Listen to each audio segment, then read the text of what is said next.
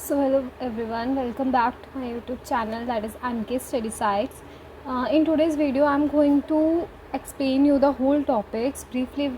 मैंने पहले वाले वीडियो में ओवरव्यू दिया था कि हम ये टॉपिक्स डिटेल में स्टडी करेंगे, और अब मैं ये वीडियो लेके आई हूँ जिसमें हम एक एक टॉपिक को ब्रीफली पढ़ेंगे और मैं आपको सब चीज़ें एक एक करके सारी चीज़ें एक्सप्लेन करूँगी. मैं आपको दिखा देती हूँ, मैंने आपके लिए नोट्स प्रिपेयर करा है जो आपको एक हेल्प करेगा आपके एग्ज़ाम्स में, right.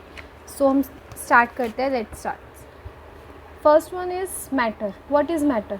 Matter is anything that occupies space and has mass and offer resistance to any applied force. तो मैटर होता क्या है?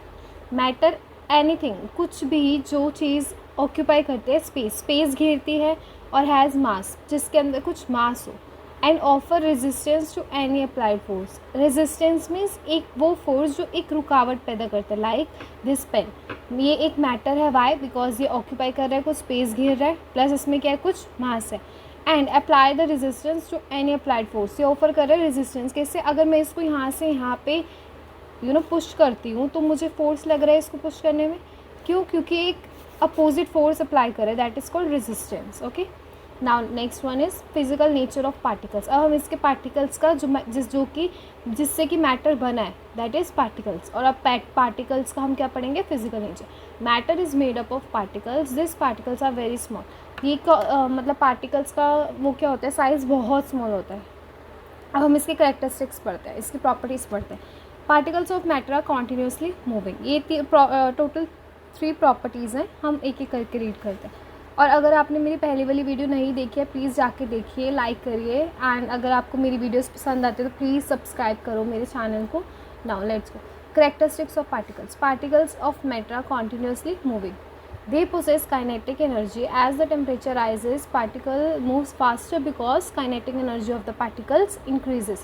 Particles of matter क्या करते हैं? मूव करते हैं continuously.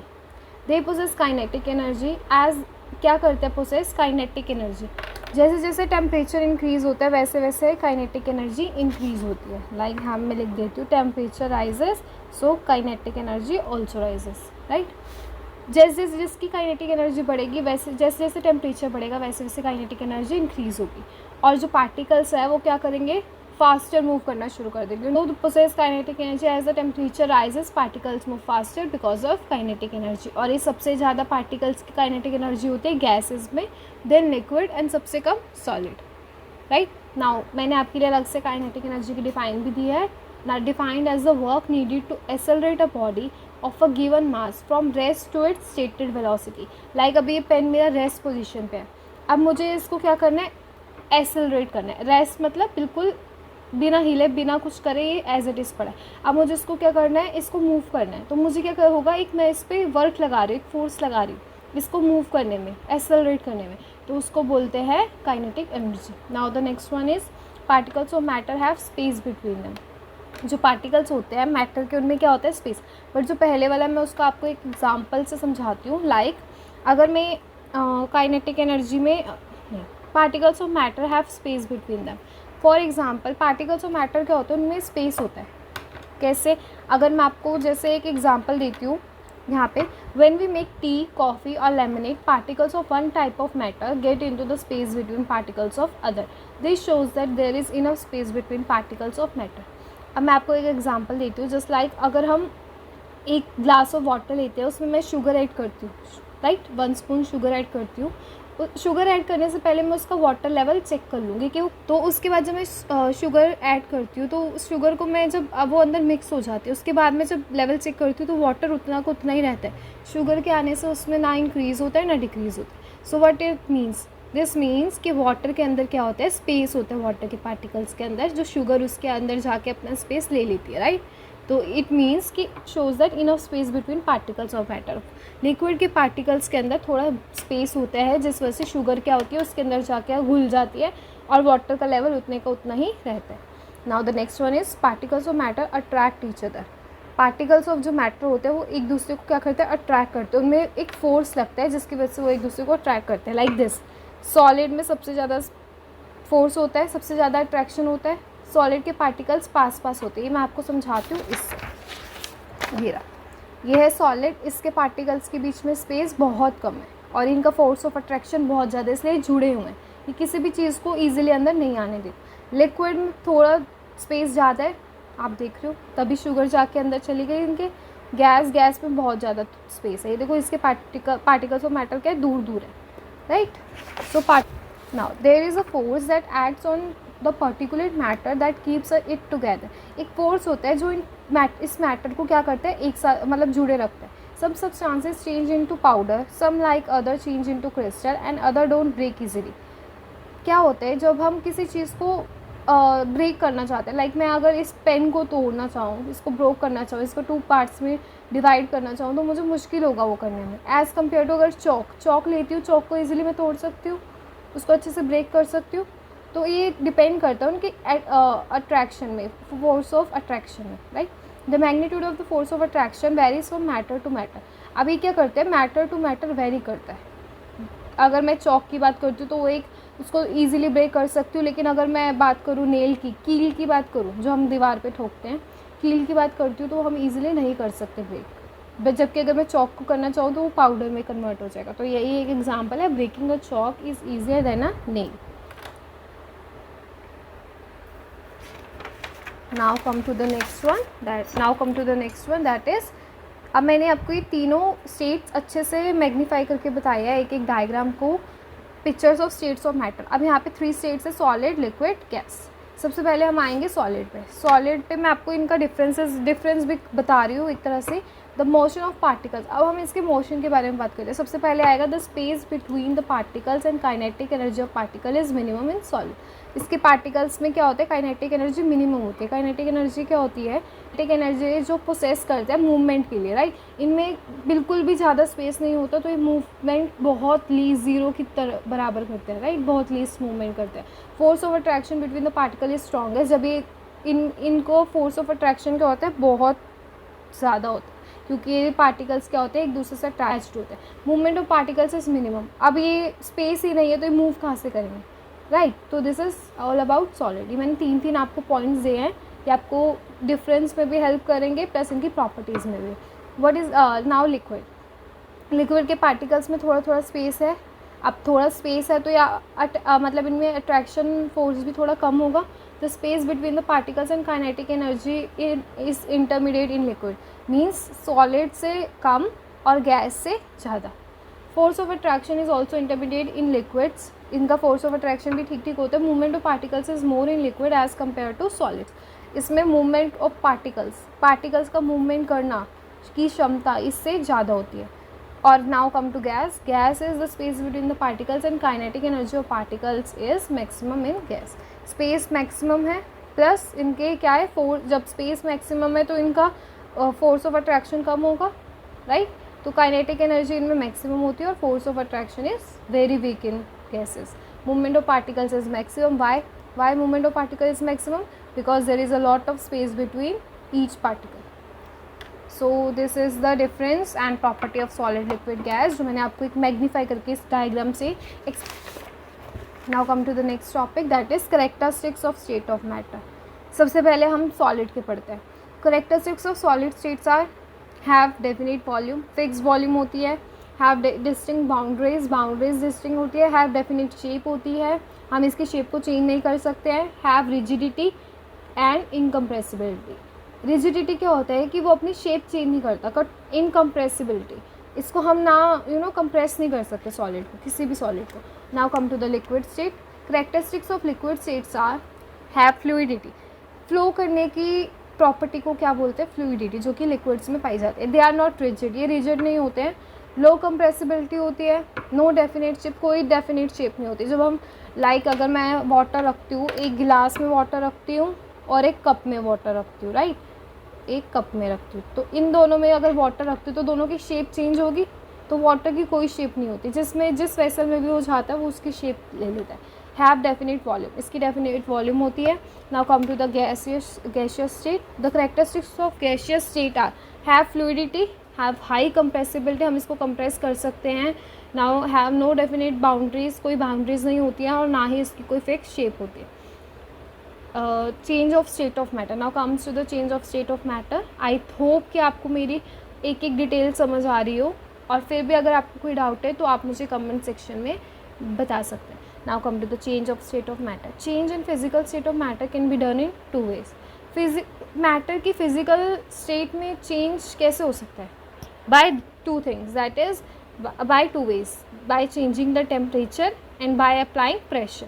पहले हम पढ़ते हैं by changing the temperature, that is melting point. The temperature at which a solid melts to form liquid at atmospheric pressure is called its melting point.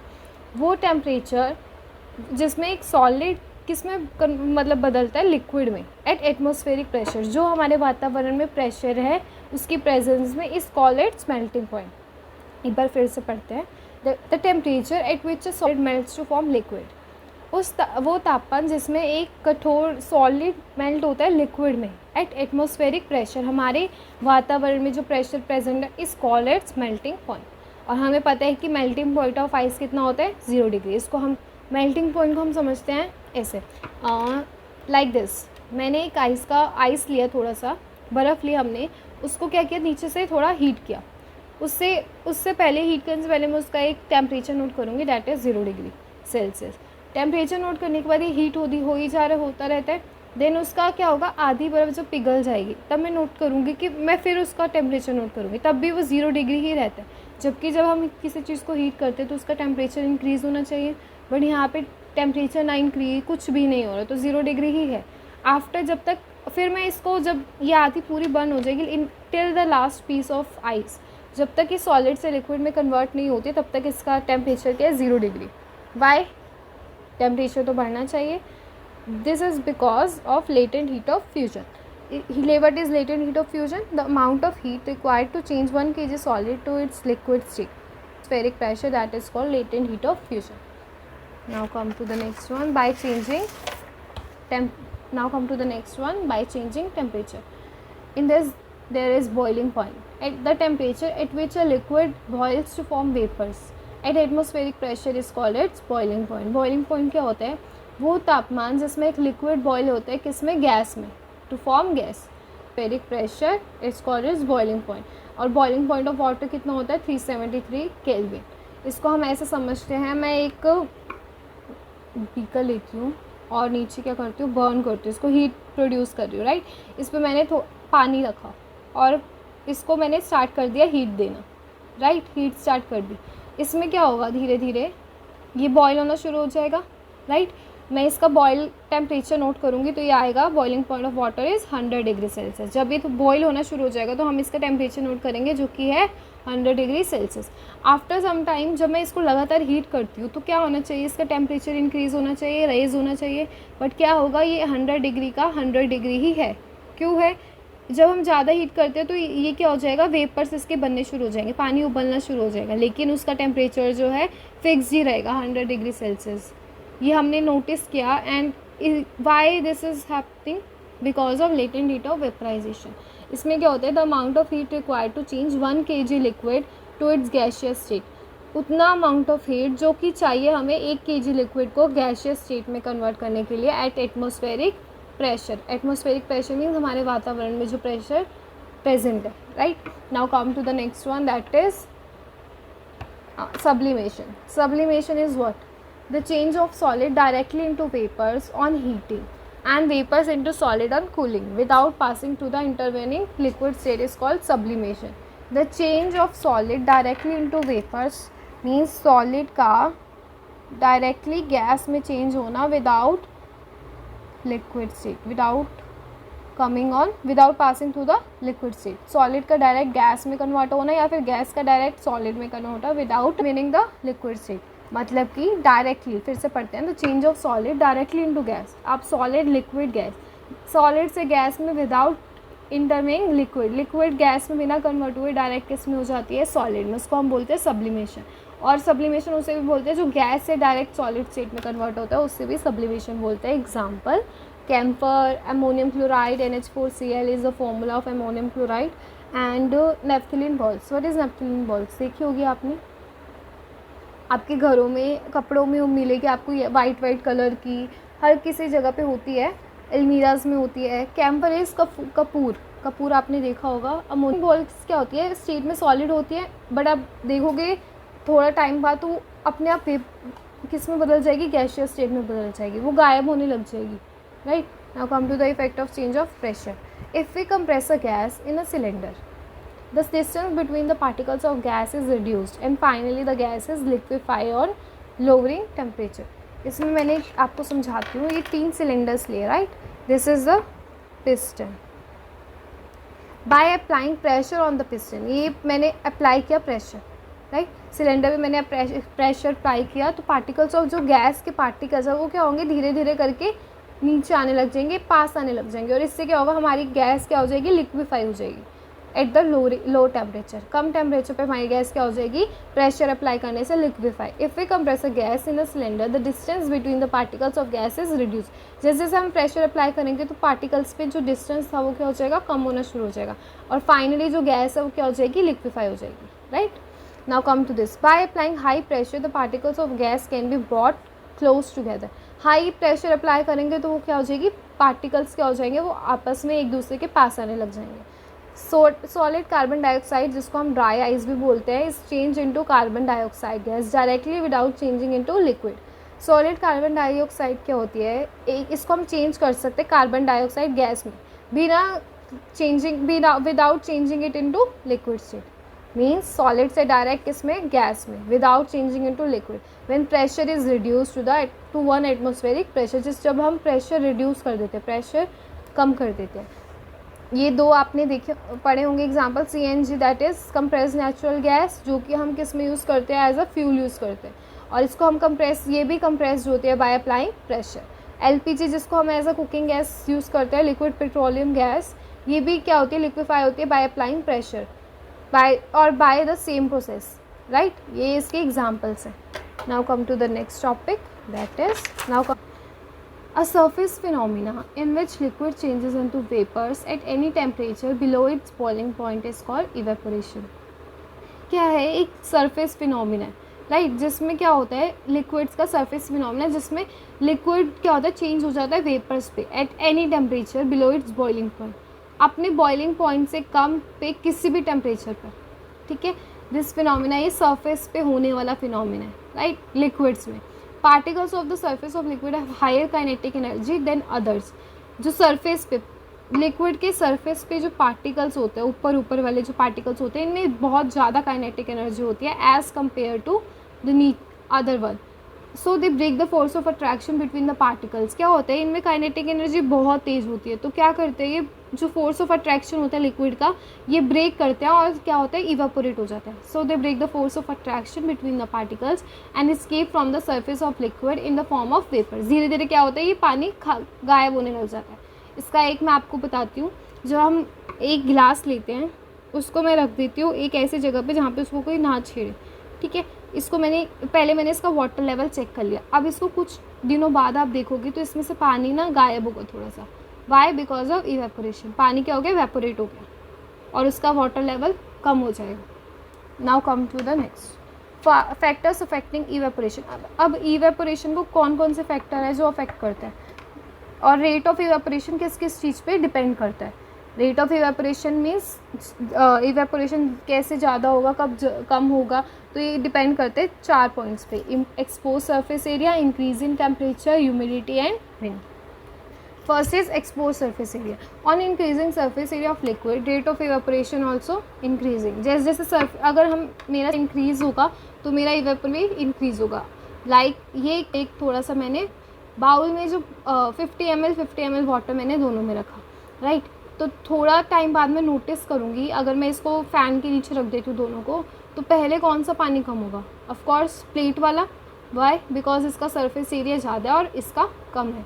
तो आप नोट करोगे कि इसका पानी जो है थोड़ा थोड़ा गायब होगा, इसका वाटर लेवल कम हो जाएगा, इसका उससे ज़्यादा होगा. This is because of expose surface area. जितना ज़्यादा आपका सरफेस एरिया होगा उतना इवेपोरेशन का रेट ज़्यादा होगा, और जितना कम होगा उतना रेट ऑफ इवेपोरेशन कम होगा और इसमें ज़्यादा होगा. Now come to this one, increase in temperature. Increase kinetic energy of particles, hence rate of evaporation increases. जैसे अगर टेम्परेचर इंक्रीज़ करते हैं तो रेट ऑफ इवेपोरेशन भी इंक्रीज़ होता है, प्लस इनकी काइनेटिक एनर्जी भी इंक्रीज़ होती है. अब टेम्परेचर इंक्रीज़ करते हैं तो इन काइनेटिक एनर्जी इंक्रीज़ हो जाती है पार्टिकल्स में, उनके मूव करने की जो क्षमता है वो ज़्यादा हो जाती है टेम्परेचर इंक्रीज़ करने में, और रेट ऑफ इवेपोरेशन भी इंक्रीज़ हो जाता है। कैसे? अब मैं एग्जांपल देती हूँ आपको। हम एक वाटर का गिलास लेते हैं, 2 वाटर के गिलास रखते हैं, एक को मैं फ्रिज में रखती हूँ और एक को मैं सनलाइट में रखती हूँ। जो फ्रिज वाला पानी है वो क्या होगा, वो एज इट इज़ रहेगा, और जो लेकिन सनलाइट वाला है उसको क्या होगा, उसका वाटर लेवल कम हो जाएगा। तो ये टेम्परेचर पे डिपेंड करता है, राइट। ह्यूमिडिटी क्या होता है? जब हमारे एटमॉस्फेयर में कुछ पार्टिकल्स ऑफ वाटर वेपर्स या वाटर के पार्टिकल्स पहले से ही प्रेजेंट हो, उस वाटर पहले से ही प्रेजेंट हो, तो उसको एक तरह से क्या बोलते हैं, ह्यूमिडिटी बोलते हैं उस दिन को। व्हेन द ह्यूमिडिटी नमी, एक तरह से जब वेपर्स मिक्स हो जाते हैं एयर में, वाटर के वेपर्स मिक्स हो जाते हैं एयर में, तो वो एक तरह से ह्यूमिडिटी हो जाता है।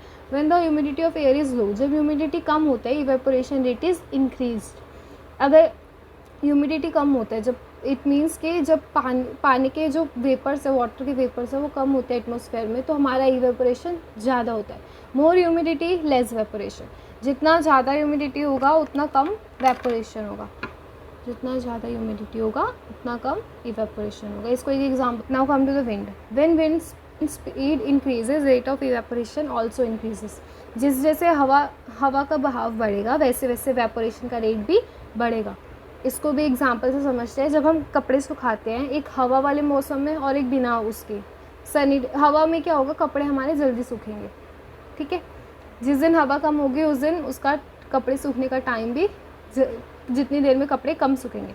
Now come to the evaporation always cause is cooling. The cooling caused by evaporation is based on the fact that when a liquid evaporates it takes latent heat of vaporization from surrounding which losing heat get cooled। इसको हम example से समझते हैं। Often people sprinkle water on ground during summer. आपने देखा होगा गांव में, या फिर हम भी लोग क्या करते हैं, पानी जब बहुत गर्मी होती है तो हम क्या करते हैं, पानी स्प्रिंकल करते हैं, पानी का छिड़काव करते हैं ग्राउंड पे, ज़मीन पे। क्यों करते हैं? This water takes heat from ground and surrounding air to evaporate thus making the place cool. जब हम पानी छिड़कते हैं, वो पानी का काम क्या होता है, पानी नीचे जाता है ग्राउंड पे, ग्राउंड गर्म होता है, ज़मीन गर्म होती है उस टाइम, तो पानी क्या करता है, वो हीट को अपने अंदर लेके इवेपोरेट हो जाता है। और वेपोरेशन क्या कॉज करता है, हमेशा कूलिंग। तो वो प्लेस क्या हो जाता है, ठंडा ठंडा हो जाता है, राइट। तो basically the cooling caused by evaporation is based on the fact that when a liquid evaporates it takes latent heat of vaporization from surrounding which losing heat get cool. जैसे लिक्विड इवेपोरेट होता है तो हमें क्या feel होता है, cooling feel होती है। इसको मैं एग्जांपल से भी लेती हूँ। जब हम एसीटोन या कुछ अपने हैंड पे लेते हैं, लाइक परफ्यूम भी हम छिड़कते हैं अपने हाथ पे, तो वो एकदम से कूलिंग देता है। वाई? बिकॉज वो एकदम से हमारी स्किन पे आके इवेपोरेट हो जाता है। जब इवेपोरेशन होता है तो क्या होता है, always cooling. So thank you everyone for watching my video. And आपके अगर कोई भी डाउट्स हैं, मैंने जो आज समझाया टॉपिक में, आप मुझे कमेंट सेक्शन में बता सकते हैं। And I hope you like this video. और मैं हिंदी और इंग्लिश दोनों में बोलती हूँ, बिकॉज बहुत सारे स्टूडेंट्स होंगे जो हिंदी मीडियम से भी, मेरी हिंदी मीडियम के होंगे और मेरी वीडियो देख रहे होंगे, तो आपको ईजी होगा। मैं तो इंग्लिश और हिंदी दोनों में समझाती हूँ। So I hope you like my video. Please do subscribe also. Now in my next video I will discuss exercise questions, in text questions. So my video, in my next video I will going to continue with my exercise questions and in text question. I hope ये notes आपको help कर रहे होंगे आपकी study में. So thank you for watching my video.